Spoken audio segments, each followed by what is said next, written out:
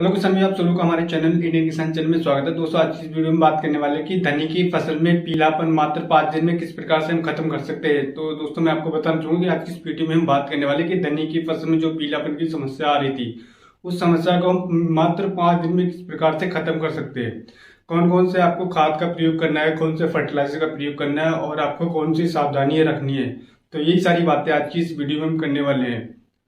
यदि हमारे चैनल को आपने सब्सक्राइब नहीं करा तो हमारे चैनल को सब्सक्राइब करिए और हमारी वीडियो को ज्यादा से ज्यादा शेयर करिए, जिससे हमारी बातें सभी किसान भाई तक पहुंच सके, वो अपनी धनिया की फसल से अच्छा लाभ ले सके। तो दोस्तों, इस वीडियो को पूरा अंत तक जरूर देखिएगा। आपको कोई भी इंफॉर्मेशन स्किप नहीं करनी। अगर आप कर देते तो आपको ज्यादा लाभ नहीं मिलने वाला। तो इसके लिए आप इस वीडियो को पूरा अंत तक जरूर देखिएगा, आपको बहुत ही अच्छी जानकारी मिलने वाली है और आप अपनी धनिया की फसल से मात्र 5 दिन में जो पीलापन की समस्या आ रही थी, उस समस्या को खत्म कर सकते हैं।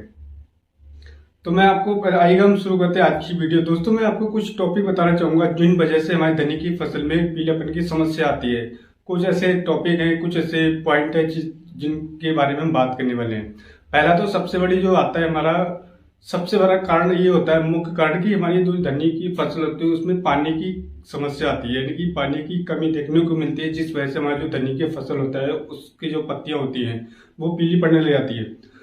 तो दोस्तों, हम किस प्रकार से चेक कर सकते हैं कि हमारे धनिया की फसल में पानी की समस्या है, पानी की कमी है और हमारा धनिया पीला पड़ रहा है। तो हम कैसे करके चेक कर सकते हैं। एक तो होता है कि नॉर्मली हमने जैसे कि जमीन का लड्डू बना करके देख लिया, जमीन में उंगली प्रेस करके देख ली, इसमें उंगली गड़ रही है नहीं गड़ रही है।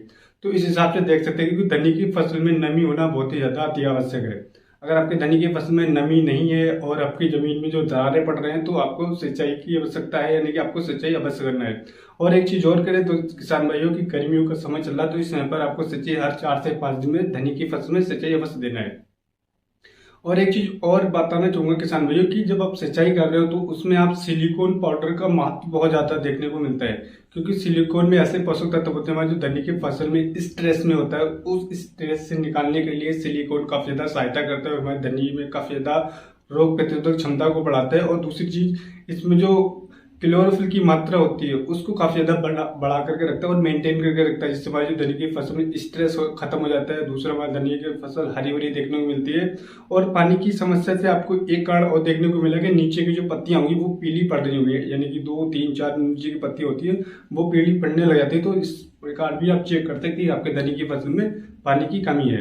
दूसरे किसान भी मैं आपको बताता हूँ कि माइक्रो न्यूट्रॉन्स की कमी से भी हमारी धनिया की फसल में, जैसे कि हम बोलते हैं कि खाद की डिफिशियंसी से भी हमारी धनिया की फसल में पीलापन आ जाता है। तो उसको हम किस प्रकार से दूर कर सकते हैं। तो दोस्तों, जैसे कि गर्मियों के सीजन में हमारी जो धनिया की फसल है तो इसमें मैग्नीशियम की कमी पाई जाती है। जो हमारे सर्दियों के सीजन होते हैं उसमें फेरस की कमी पाई जाती है। तो आपको ध्यान रखना है कि अगर आप गर्मियों के सीजन में धनिया की खेती करें तो आपके जो धनिया की फसल उसमें मैग्नीशियम का जो डोज है उसको मेंटेन रखें।